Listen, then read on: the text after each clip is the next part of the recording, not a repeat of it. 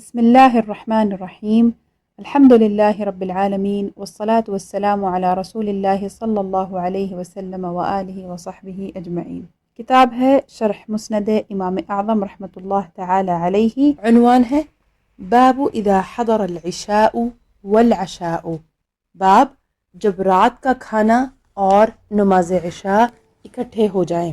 حدیث نمبر 136، ابو حنیفہ عن الزهري عن أنس بن مالك قال قال رسول الله صلى الله عليه وسلم إذا نودي بالعشاء وأذن المؤذن فابدأوا بالعشاء۔ حضرت انس بن مالک رضی اللہ عنہ سے مروی ہے کہ رسول اللہ صلی اللہ علیہ وسلم نے فرمایا، جب کھانے کی طرف بلایا جائے اور اس وقت مؤذن نے اذان شروع کر دی تو کھانے سے پہل کرو۔ حدیث کی شرح، یعنی جب مؤذن عشاء کی نماز کے لیے اذان دے اور مکبر تکبیر کہے اور کھانا آ جائے تو پہلے کھانا کھا لو۔ یہاں پہلی اذان سے مراد اذان ہے اور دوسری سے مراد اقامت ہے۔ عشاء عین کی فتح کے ساتھ شام کے کھانے کو کہتے ہیں، کیونکہ یہ وقت العشیہ یعنی شام کے وقت کا کھایا جاتا ہے۔ اس کا مقابل الغداء ناشتہ جو دن کے شروع میں کھایا جاتا ہے۔ اس حدیث کو امام احمد، بخاری، مسلم، ترمذی، نسائی اور ابن ماجہ نے روایت کیا ہے۔ یہ کتاب PATF اسلامک انفو کی جانب سے پیش کی جا رہی ہے۔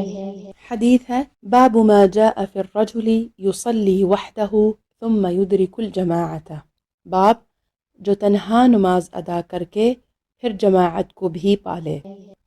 حدیث نمبر 137، ابو حنیفة عن الهيثم عن جابر بن الأسود أو الأسود بن جابر عن أبيه أن رجلين صليا الظهر في بيوتهما على عهد النبي صلى الله عليه وسلم وهما يريان أن الناس قد صلوا، ثم أتيا المسجد فإذا رسول الله صلى الله عليه وسلم في الصلاة، فقعدا ناحية من المسجد وهما يريان أن الصلاة لا تحل لهما، فلما انصرف رسول الله صلى الله عليه وسلم ورآهما أرسل إليهما فجيء بهما وفرائصهما ترتعد مخافة أن يكون قد حدث في أمرهما شيء، فسألهما فأخبراه الخبر فقال إذا فعلتما ذلك فصليا مع الناس وجعلا الأولى هي الفرض۔ وقد روى هذا الحديث جماعة عن أبي حنيفة عن الهيثم فقالوا عن الهيثم يرفعه إلى النبي صلى الله عليه وسلم۔ حدیث کا ترجمہ، حضرت جابر رضی اللہ عنہ کے والد روایت کرتے ہیں کہ عہد نبوت صلی اللہ علیہ وسلم میں دو آدمیوں نے اپنے گھر میں ہی نماز ظہر ادا کر لی۔ ان کا گمان یہ تھا کہ شاید لوگ نماز پڑھ چکے ہوں گے۔ جب وہ مسجد میں آئے تو دیکھا کہ نبی اکرم صلی اللہ علیہ وسلم لوگوں کو نماز پڑھا رہے ہیں۔ وہ دونوں مسجد کے ایک کونے میں جا کر بیٹھ گئے۔ ان کا خیال تھا کہ اب دوبارہ وہی نماز پڑھنا ان کے لیے جائز نہ رہا۔ بہرحال جب نبی اکرم صلی اللہ علیہ وسلم نماز سے فارغ ہوئے اور انہیں بیٹھا دیکھا تو انہیں بلوایا۔ جب وہ دونوں آئے تو ان کے اعضائے جسم تھر تھر کانپ رہے تھے، اس خوف کی وجہ سے کہ ان کے بارے میں کوئی نیا حکم نہ آ گیا ہو۔ نبی اکرم صلی اللہ علیہ وسلم نے ان سے بات پوچھی تو انہوں نے ساری بات بتائی۔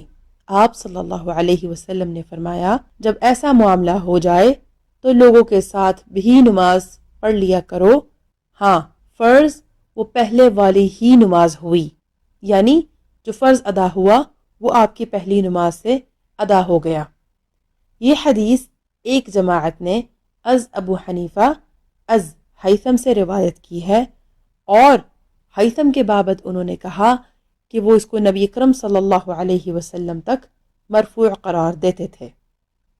حدیث کی شرح، یعنی نبی اکرم صلی اللہ علیہ وسلم کے زمانہ اقدس میں دو آدمیوں نے اپنے گھروں میں نماز ظہر پڑھ لی، یعنی علیحدہ علیحدہ، اور انہوں نے یہ گمان کیا کہ لوگ نماز پڑھ چکے ہوں گے۔ پھر نماز سے فارغ ہونے کے بعد وہ مسجد آئے تو دیکھا کہ نبی اکرم صلی اللہ علیہ وسلم جماعت کرا رہے ہیں، تو وہ دونوں مسجد کے ایک کونے میں جا کر بیٹھ گئے، یہ گمان کرتے ہوئے مسجد کے کونے میں بیٹھ گئے کہ ان کے لیے جماعت میں نبی اکرم صلی اللہ علیہ وسلم کی اقتداء میں نفل بھی جائز نہیں، اس لیے انہوں نے نماز پڑھ لی ہے۔ جب نبی اکرم صلی اللہ علیہ وسلم نے ان کو دیکھا، وہ ایسے بیٹھے ہوئے ہیں جیسے منافقین اور مشرک جماعت سے الگ بیٹھتے تھے، تو نبی اکرم صلی اللہ علیہ وسلم نے ان کو طلب فرمایا۔ وہ آپ صلی اللہ علیہ وسلم کے پاس اس حالت میں حاضر ہوئے کہ ان کے شانوں کے درمیان کا گوشت اس خوف سے لرز رہا تھا کہ شاید ان کے بارے میں کوئی آیت نازل ہوئی ہے، یعنی ان کی سزا کے بارے میں کوئی آیت نازل ہوئی ہے جو ان پر نبی اکرم صلی اللہ علیہ وسلم کے غضب کا سبب بنی ہے۔ جب حاضر خدمت ہوئے تو نبی اکرم صلی اللہ علیہ وسلم نے ان سے پوچھا کہ تم نے ہماری اقتداء کیوں نہیں کی؟ انہوں نے آپ کو سارا قصہ بیان کیا تو نبی اکرم صلی اللہ علیہ وسلم نے فرمایا، جب ایسا معاملہ ہو جائے تو لوگوں کے ساتھ شریک ہو جایا کرو اور اپنی پہلی نماز کو فرض سمجھو اور دوسری کو نفل۔ اس میں اس بات کی طرف اشارہ ہے کہ جب ایسا معاملہ پیش آئے تو آدمی جماعت کے ساتھ نفل پڑھے گا، جبکہ وقت مکروہ نہ ہو جیسے کہ فجر اور عصر کے بعد، اور مغرب کی جماعت میں شریک نہیں ہوگا کیونکہ عصر اور فجر کے بعد نفل جائز نہیں، اور مغرب میں 3 رکعت ہوں گے تو 3 رکعت نفل نہیں ہوتی، اور اگر 4 کرے گا تو اس میں امام کی مخالفت ضرور ہوگی۔ حضرت ابن عمر رضی اللہ تعالی عنہ فرماتے ہیں کہ اگر تم گھر میں نماز پڑھ لو پھر مسجد میں امام کو نماز میں پاؤ تو اس کے ساتھ نماز پڑھو سوائے فجر اور مغرب کے، کیونکہ یہ نمازیں دوبارہ نہیں پڑھی جاتی، اور عصر بھی فجر کے حکم میں ہے۔